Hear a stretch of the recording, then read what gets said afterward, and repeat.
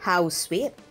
Kim Chiu, nadulas at nabuking na baby ang tawag sa kanya ni Paulo.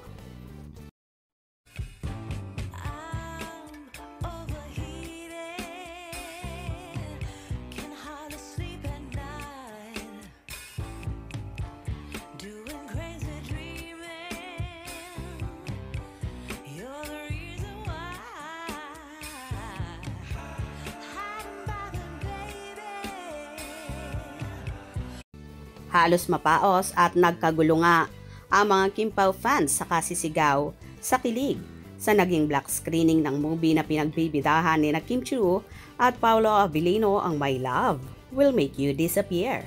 Sa opening day pa lang ng naturang movie ay naglibot na ang Kim Pao sa mga sinihan kung saan nakatapos sila ng 22 black screening sa unang araw pa lang ng showing ng kanilang pelikula.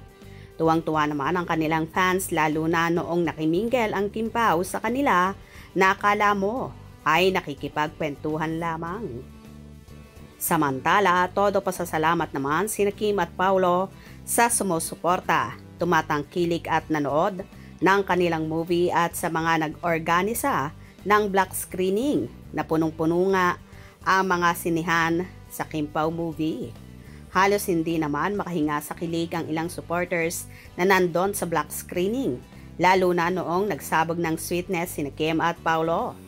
Habang nagpapasalamat si Paulo sa mga taong naroroon, napansin niya na may dalang baby ang isa sa mga nanood, kung saan binati niya pa ito ng "Hi baby".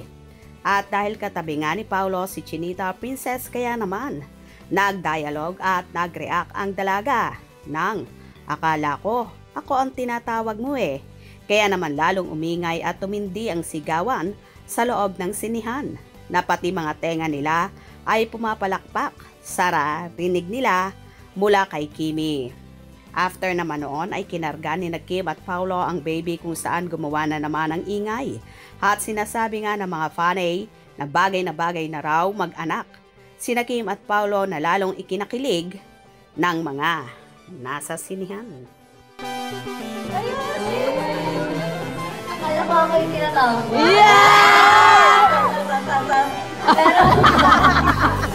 Pero tila nadulas naman ang actress at ibinuking mismo ang sarili na baby pala ang tawag sa kanya ni Paulo, na hinihinala ng lahat na talagang magkasintahan na.